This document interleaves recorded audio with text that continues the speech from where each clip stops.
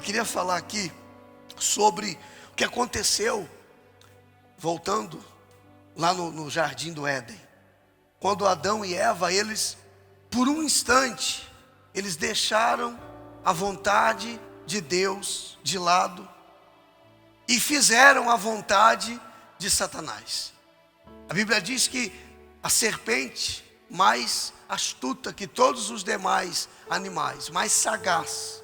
Claro que essa serpente personifica o diabo. Quando ele percebeu, porque Satanás já esteve, Lúcifer já esteve no paraíso, com Deus, no céu, lá na glória. E ele quis ser mais do que Deus. Ele foi expulso. E quando ele percebe que agora Deus faz alguém à sua imagem e semelhança, Deus cria o homem. Eu lia ontem na palestra com os homens aqui na igreja. Deus nos fez para dominar. Está escrito que Ele criou, Ele fez a terra, Ele pôs ali as plantas, as águas, os peixes. E Ele disse para o homem: agora você domina sobre isso. E Satanás olha agora para Adão e lembra de quem? Olha para Adão e lembra de quem? De Deus. Porque Deus nos fez a sua imagem e semelhança. E o que Satanás faz? Já que eu não posso tocar nele, no Criador, eu não tenho esse poder, eu nunca vou ter acesso mais a ele, então eu vou tentar destruir o que se parece com ele. Por isso que muitas vezes você se depara com situações que parece que tem alguém por detrás com muita fúria de você, querendo destruir o teu sonho, querendo destruir os teus projetos, querendo jogar fora, por água abaixo, por um instante, o que você levou uma vida inteira para conquistar. Só que por detrás está aquele mesmo espírito que quando viu Adão falando face a face com Deus, certamente ele estava na espreita, olhando, porque ele fora lançado do céu, anjos decaídos que viraram demônios, anjos deformados, que atuam na destruição da humanidade. De repente ele vê alguém, um ser humano, carne e osso, falando face a face com Deus. E é despertado certamente dentro dele essa fúria. E ele começa agora então a trabalhar para frustrar os planos de Deus para a humanidade. Tem pessoas que dizem assim: eu não entendo. Por que tem momentos, pastor, que acontecem situações na minha vida tão frustrantes, tão desagradáveis, se eu tenho procurado andar direito, se eu tenho procurado servir a Deus, se eu tenho procurado ser verdadeiro com Deus? Pois é, a fúria de Satanás é exatamente por causa disso. E você precisa permanecer. Naquele impacto, Júcio, da moto, o plano dele ali era destruir a vida de vocês. Era destruir a vida, dizimar a família. É isso que ele quer. Nós já sabemos o propósito dele, que é matar, roubar e destruir. Só que quando nós damos ouvidos às investidas dele, porque Deus nos revestiu de uma autoridade. Você pode falar isso? Deus me revestiu de uma autoridade para combater essa serpente. Não foi o que Jesus falou? Eu te dou autoridade para você pisar na serpente. Não é para a serpente vir e ter um bate-papo com você e te convencer e te induzir a mudar de ideia na sua decisão.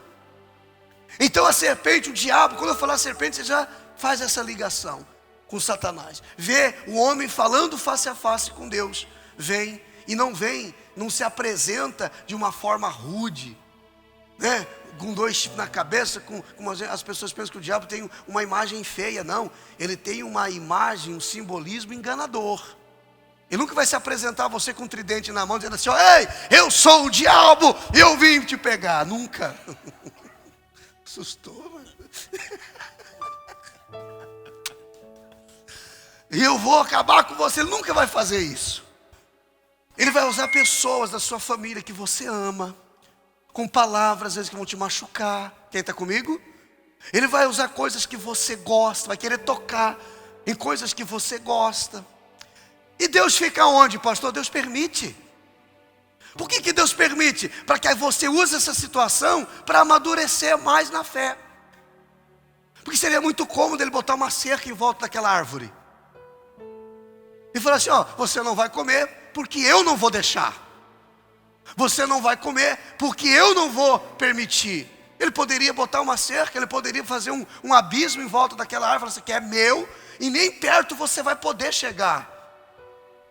Só que ele não o fez. Ele deixou, eu acredito que a fruta poderia ser colhida com a mão. É acessível. Ei, desobedecer a Deus, fazer a vontade da carne, fazer a vontade do mundo é acessível para todos. Deus falou para Caim, ô Caim, o pecado está na porta. Compre a você dominar. Está batendo na porta, quer entrar aí. Então quando ele vê o teu relacionamento com Deus, o que ele quer fazer? Primeiro, agora anota isso, grava isso. Primeira coisa que ele precisa fazer, roubar de você a autoridade que Deus te deu sobre ele. Deus te deu uma autoridade sobre ele, através de Jesus, claro, porque Adão perdeu. Adão entregou. A gente conversava com o pastor Neves, uma dessas madrugadas que a gente estava aqui. Não é por grito, não é por violência que você vai tomar sua autoridade de volta. Porque não foi com grito e nem com violência que Satanás tomou a autoridade do homem. Foi o homem que entregou. Satanás não foi lá e arrancou, empurrou o negócio goela abaixo de Eva. Pisou no pescoço de Adão e coma, miserável. Não, foi de forma sorrateira. Foi de forma, sabe, sutil. Quem está comigo? Porque é assim que ele trabalha. Com palavras que muitas vezes massageiam o nosso coração, né? Massageiam o nosso ego. Coisas que acontecem que naquele momento traz afago, traz alento. É doce como mel, mas que depois é amargo como fel.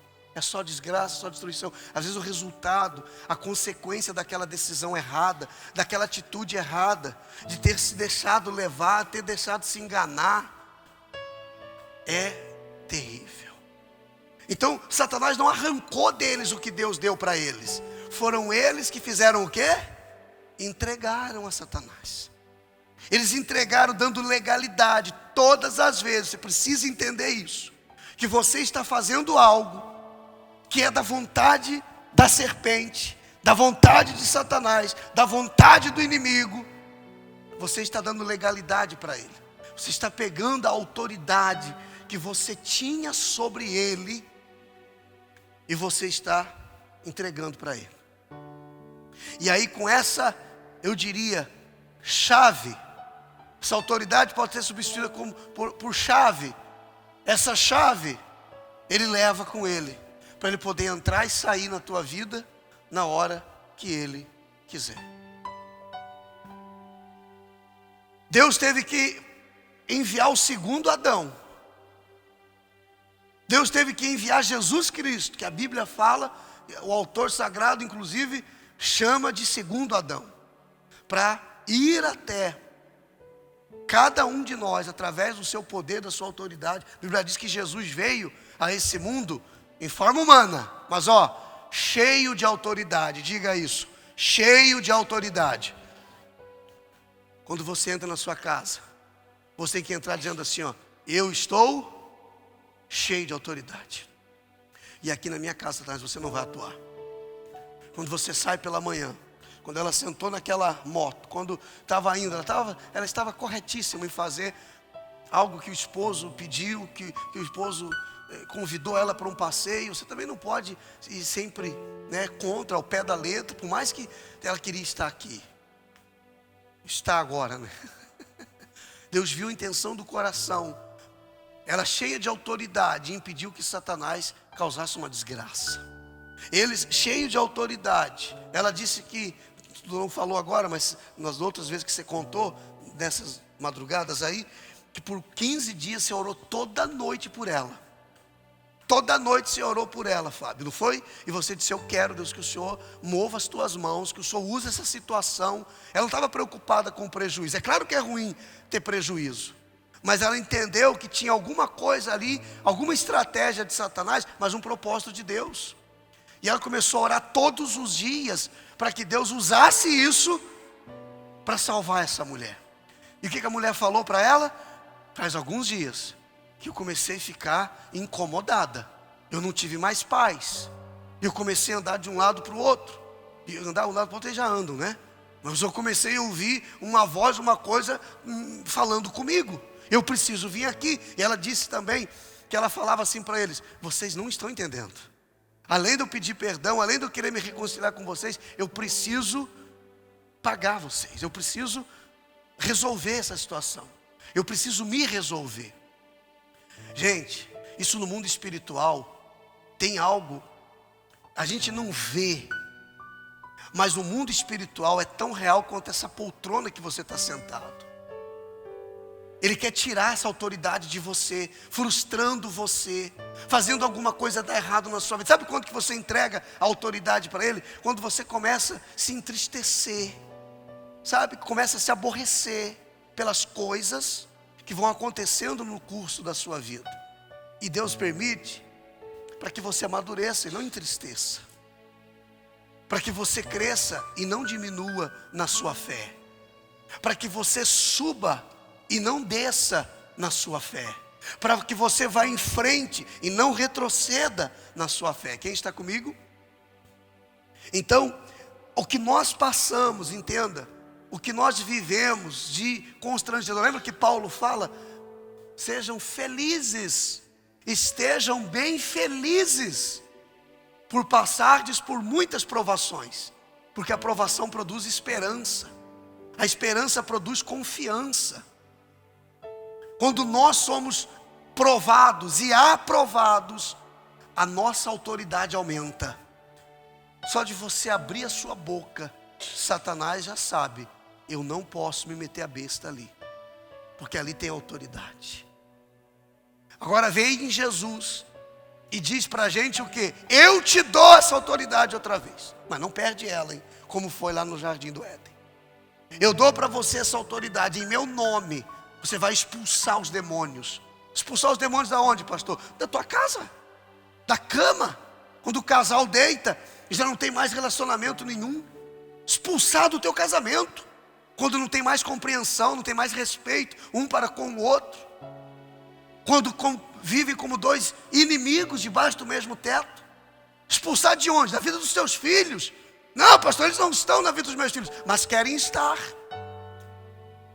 Através dos vícios, através da marginalidade, através da promiscuidade na internet.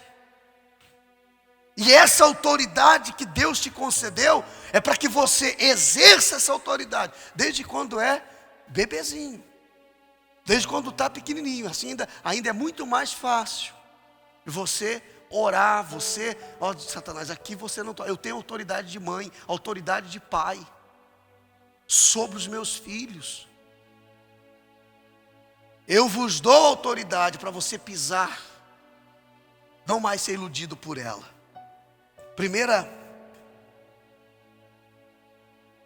1 Coríntios 6, 17.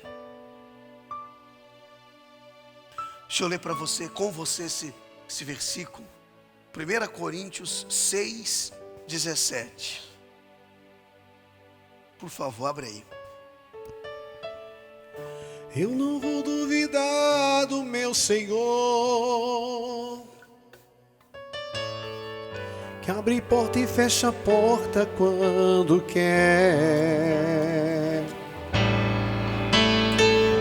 Eu seria louco em duvidar desse Deus que não falhou nem falhará. Esse Deus que não falhou nem falhará. Esse Deus que não falhou nem falhará. Desse Deus que não falhou nem falhará. Aquele que se une ao Senhor é um espírito com Ele. Repita assim, ó. Aquele que se une ao Senhor é um espírito. Pronto. Olha aí um segredo formidável que ele revelou para a gente. Para que ele não possa tocar em mim. Para que ele não tenha acesso a mim. Não tenha acesso à minha casa, à minha vida, à minha família. E principalmente a minha alma, que é o troféu dele. Porque as outras coisas, a saúde que ele destrói, o casamento que ele destrói, o filho que ele leva para a marginalidade, as suas finanças que ele amarra, são só coisinhas básicas que ele quer fazer. O troféu dele é a nossa alma. Mas para que ele não tenha acesso, como ele não pode tocar no meu Senhor, no Senhor de nossas vidas, no Criador, ele não pode se aproximar, ele sequer pode ver a Deus. Ele perdeu a chance dele. O que eu preciso então fazer? Me unir a Ele. Se eu me uno a Deus, eu me torno um só com Deus. Se eu sou um só com Deus, responda para mim, e Satanás não tem acesso a Deus, logo não terá acesso à minha vida. Você pode dar uma glória a Deus por isso? A mulher que está unida a Deus, Satanás não pode tocar nela. Claro, porque nela há fogo, nela há luz, nela há poder, nela há autoridade, nela há unção. E não importa o tamanho da fé, o tempo de igreja, o conhecimento das escrituras, se ela conhece tudo ou conhece pouquinho ou quase nada, quando ela decide assim, eu vou me unir a Deus. Cheguei na igreja, eu quero me unir a Deus, eu vou me batizar nas águas, eu vou abandonar isso aqui que está errado, eu vou virar as costas para o mundo, eu vou deixar a mentira, eu vou deixar o engano, eu vou deixar a promiscuidade, eu vou deixar isso aqui para trás, porque eu não posso me unir a Deus também do jeito que eu cheguei. Ele me recebe do jeito que eu estou, mas para que eu me una com Ele, eu preciso começar a abrir mão das coisas que me separam dele. E aí entra aquela passagem que nós já conhecemos muito bem, está em Mateus 7,13, que fala sobre a porta, que é estreita, amém? Amém. Que é o caminho que a gente tem que passar. Você vai ter que necessariamente abrir mão de pessoas, abrir mão de coisas, abrir mão de amizades, para você poder passar, porque a porta é estreita, não cabe muito. E se você ler o título, quando fala da porta larga, da porta estreita, na minha Bíblia está escrito assim, as duas estradas. Eu fiquei pensando, eu estava lendo essa noite, assim, as duas estradas, só que não fala nada de estrada no texto, fala de porta. Aí depois que eu li, eu fiquei, por que está escrito o título? Está escrito as duas estradas, e o texto fala de porta. Aí eu entendi. Tem uma porta, que eu passo por ela, mas não acaba aí, porque depois que eu passo por essa porta, vem o quê? Vem o caminho, vem a estrada, que eu tenho que seguir. Primeiro eu passo pela porta, ou seja, é a medida exata da minha vida.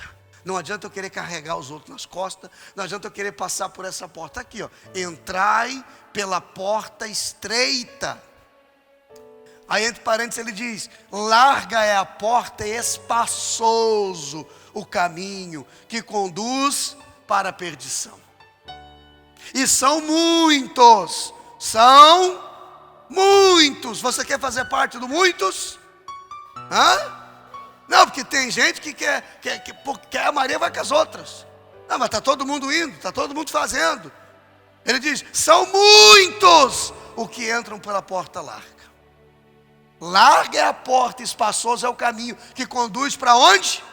Para a perdição. E são muitos os que entram. Nessa manhã eu quero te fazer uma proposta. Eu quero te lançar um desafio. Ou você continua fazendo parte dos muitos, ou você vai passar a fazer parte dos poucos. Qual a diferença, pastor? Verso 14. Porque estreita é a porta, e apertado é o caminho que conduz para a vida, e são De novo, são poucos os que acertam, os que entram, os que andam, os que entram por ela. Agora sim, qual dos dois grupos você está? Você está no grupo dos muitos? Porque tem gente que quer parecer com os outros, quer fazer como os outros, quer ser igual aos outros. O modismo toma conta, né? Essa geração perversa, como a Bíblia fala. As pessoas, elas querem o aplauso, elas querem o like, né? Elas querem os views, elas querem que as pessoas vejam, e não contente, elas querem escarnecer o nome de Cristo. Você tem que tomar uma decisão na sua vida. Ou você faz parte dos muitos que estão se perdendo, que querem a porta larga. Na porta larga, você pode entrar. Pega 2 cadeiras brancas para mim, porque essa aqui eu não consigo não. A porta larga é para você que quer facilidade. A porta larga é para quem não quer compromisso. A porta larga é para quem não tem muita preocupação com as coisas de Deus. Só que se eu tiver aqui, ó, imagina que isso aqui são as coisas que eu tinha em mim quando eu chego a Deus. Está aqui. Aqui estão, ó, olha aqui, abre uma daquela porta para mim ali, ô Marcelo. Abre lá aquela porta, só uma só, por favor. Quando nós chegamos a Jesus, nós chegamos desse jeito aqui, até pior, né, dona Vera? Ou não? Não era assim não, era pior, né? Era por cima da cabeça também, né? Não era? E a gente quer continuar dessa forma aqui, a gente quer continuar com essas bagagens, e a gente quer passar para onde? Pela porta, que é o quê? Ó, não vai, não passa, não entra, tá vendo aí não? Por isso que tem pessoas que elas, ao invés delas, olha aqui para mim, ó, largar isso aqui, para poder passar pela porta, ela desiste da porta, e Jesus disse assim, ó, eu sou a porta. Quando você desiste da porta, mas ele não é a porta larga, ele é a porta o quê? Ele é a porta estreita. Tem pessoas que elas desistem de passar pela porta, ou seja, elas desistem de Jesus, porque isso aqui faz falta. Abra ali uma ali, por favor. Faz falta. Você não consegue passar pela porta se você estiver assim, com essa bagagem. Aqui está o pecado, as coisas do mundo. Aqui está os desejos da carne, as atitudes que você toma para agradar os outros. Aí você vai, todo feliz da vida, e não passa. E dá com a cara na parede. Até a hora em que você fizer a escolha. Para eu passar, é só escolher, ao invés da porta estreita, escolher a porta o quê? Que aí, ó, eita lasquinha, olha que coisa linda, pessoal. Passa que vai, é ou não é? Eita Jesus, olha só, opa! O carnaval. Tá que tá, é ou não é? Mas a porta continua estreita, e se eu quiser, vai ter que chegar um momento na minha vida que eu vou ter que chegar diante da porta e vou deixar o vício aqui, a mágoa aqui, o ressentimento aqui. Vou ter que lá abrir mão para que eu possa então passar.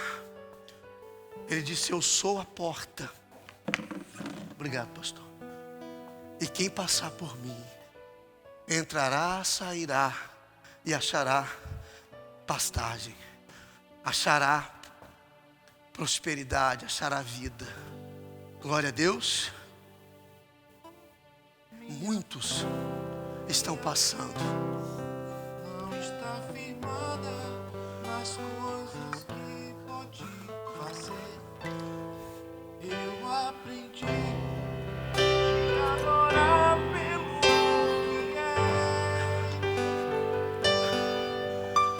Ele veio sim a ver, somente Deus mais. A Deus seja o... Olha, para a gente terminar e a gente orar, realizar essa oração de decisão, eu quero só fazer um breve resumo. Então eu perco a autoridade quando eu me deixo ser seduzido. E eu conquisto essa autoridade quando eu vou e eu tiro as coisas que estavam me atrapalhando. Você começa a se desfazer das coisas que até tem valor, mas já não tem tanto valor como a tua vida com Deus. Talvez por causa de uma atitude, porque agora isso é individual, viu, gente? Naquela ação de Adão, envolveu toda a humanidade. Só que depois de Jesus, as ações se tornam individuais e as consequências também. Então talvez você, como indivíduo, acabou entregando a autoridade que Jesus te deu para a serpente. E aí você começa a perceber que dentro da tua casa não tem mais paz, que a tua oração bate no teto e volta, que tudo começa a se tornar um peso. Você começa a perceber, está perto de fechar um negócio, de efetuar uma coisa boa, de acontecer algo bom na sua vida, trava. Parece que para na 40 e 55 do segundo tempo, trava tudo. Tem gente que ela vai, de repente ela começa a regredir de novo. Enquanto Satanás tiver legalidade, pessoal, olhe para mim, em alguma área da sua vida, você vai tentar de todas as formas, com todas as forças, e ele vai acabar te frustrando sempre. Até o dia que você pegar e falar assim: quer saber? Eu vou fazer parte dos poucos. Eu vou fazer parte dos poucos. Eu falo para você, eu sempre falo isso para os obreiros, para os pastores aqui da igreja. Eu quero e eu gostaria de ter que colocar cadeiras aqui em volta de tanta gente na igreja, nos cultos, adorando a Deus com a gente. Mas Deus não quer isso. Deus não quer um monte de gente. Deus quer pessoas verdadeiras. Deus quer pessoas sinceras. Deus quer pessoas rendidas. Eu gostaria, o nosso desejo, o nosso querer é que a gente tivesse milhares de pessoas, 5 cultos aqui por dia. Mas Deus está preocupado com a qualidade de cada culto que nós fazemos para Ele. Que o culto não é para você que eu faço, o culto é para Ele, amém? A gente não vem aqui fazer culto para você, a gente vem aqui fazer culto para Deus. É adorar Ele, é um culto de adoração a Ele. Então tem que ser falado a verdade. Não pode virar um clube, não pode virar uma associação. Não, nós estamos falando de vida, nós estamos falando de céu e de inferno, pessoal. Você tem que escolher. Você quer fazer parte dos muitos, que entra, que sai, e vive a lá vão ter, e que se perde? Ou você quer fazer parte dos poucos, que vão passar pela porta estreita, mas que vão ser conduzidos à vida eterna? Eu sei que eu não preciso perguntar, eu já sei qual é a resposta, mas não é com palavras que a gente mostra isso, é com atitudes. Glória a Deus.